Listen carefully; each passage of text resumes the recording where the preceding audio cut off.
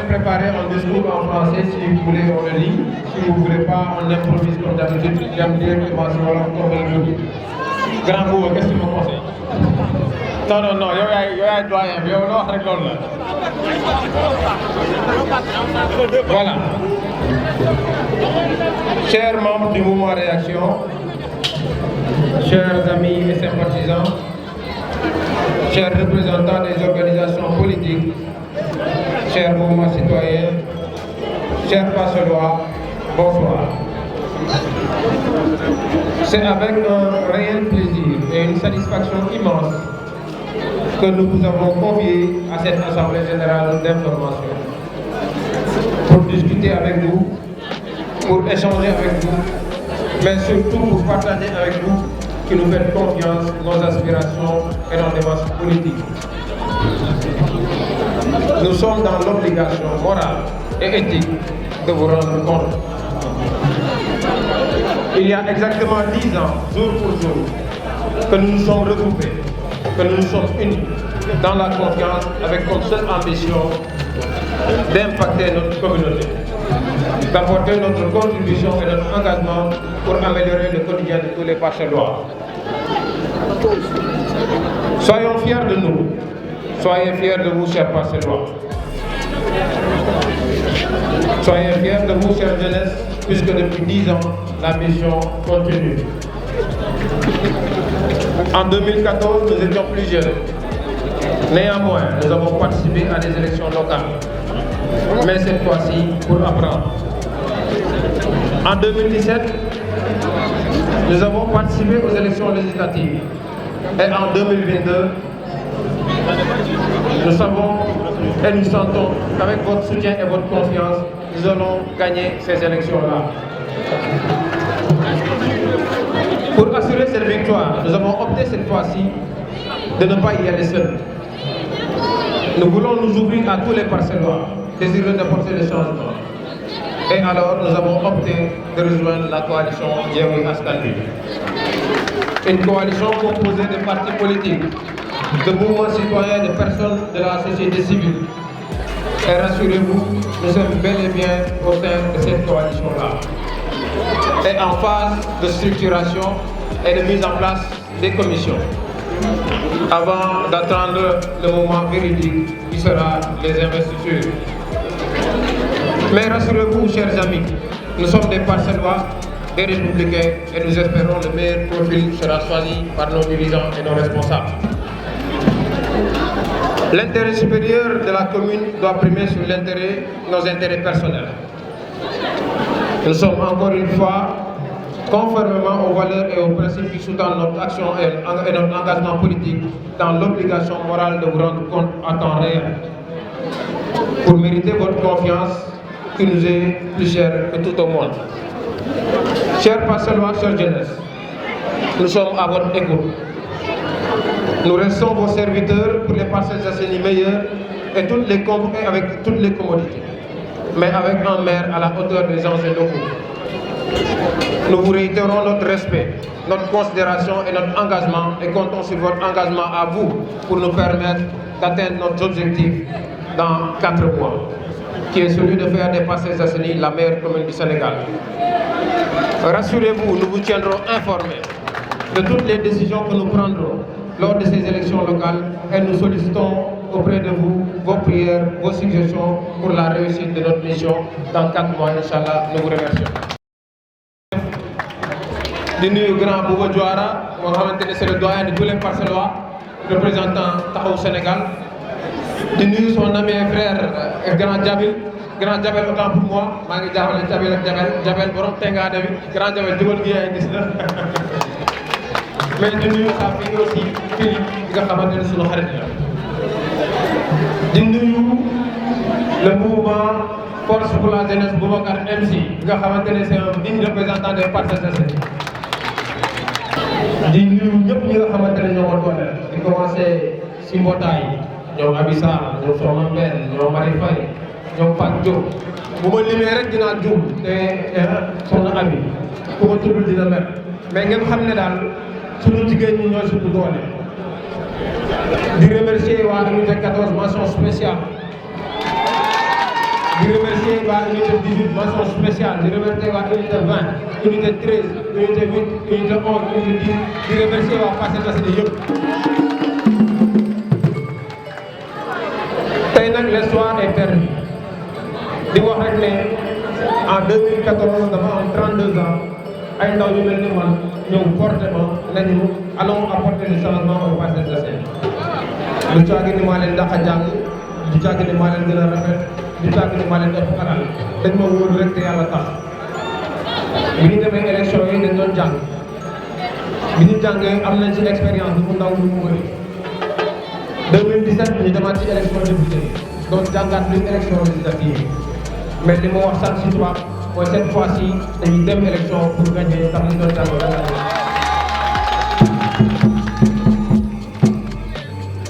élection yooyu lan buñ ciy def dañ ci bëgg ànd ak waa Parcelles Assainies yëpp mag ak ndaw te l'expérience nous a montré que à nous seuls on peut pas gagner les élections en grand groupe loolu nga may wax chaque jour moom moo tax on s'est ouvert à une coalition bu tudd Yewwi Askan Wi bi nga xamante ne jàpp nañ ne ay hommes de valeur ñoo ko nekk ay hommes de principe ñu partager ces valeurs et ces principes là pour apporter du changement aux Parcelles Assainies à Dakar et au Sénégal. coalition boobu nag commencé nañ ci liggéey démb def nañ benn réunion boo xamante ne mise en place des commissions ay responsables ay kilifa yi dem Parcelles Assainies ñëw bokk si loolu ñu def liggéey bu mucc ayib ñu war a jëm nag si quelque temps si li nga xamante ne mooy mise en place de la commission qui va choisir les candidats te ñu nangul ku nekk candidat ci loolu nag que ça soit clair. képp ku dëkk Parcelles Assainies dëkk fii bu la neexee nga ne dama bëgg a nekk maire bu Parcelles Assainies c'est un droit le plus absolu que les gens koy nangu. man Go Faye j'ai pas de problème ak les gens qui ont des ambitions au contraire je les respecte dama respecte seen engagement ak seen détermination parce que xam naa ne derrière cette ambition là c'est l'envie de bien faire au considère kon na nit ñëpp xam ne ni Go Faye nekkee candidat la ñeneen nekkee candidat waaye nag ku neex faral ku la neex te jàpp naa ne yéen ñi mën ngeen faral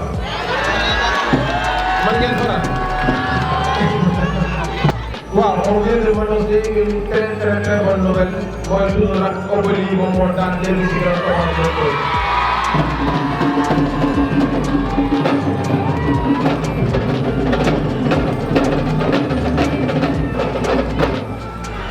waaw loolu victoire bi wax c'est de bonne augure ndax ñu ngi nekk si waxu victoire si mairie Parcelles Assainies suñu mbër dem bëri bi daan kon nii le 23 janvier noonu la ñuy daanee Moussa si Parcelles Assainies.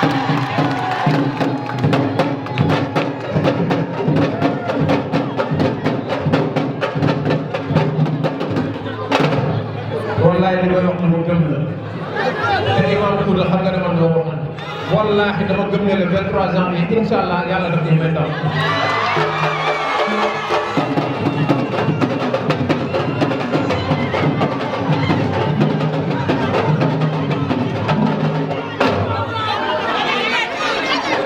xam nga lu tax ma wax loolu tegu ma ko si sëriñ tegu ma ko si alal tegu ma ko si dara si grand yi nga xamante ne ñoo ñu yar te dëgg Parcelles Assainies ak si jeunesse bii rek laa ko teg. kan moo bëgg changement ma ne kan moo bëgg changement si mairie Parcelles Assainies pare ngeen pour le changement aux Parcelles Assainies ensemble on ira apporter le changement.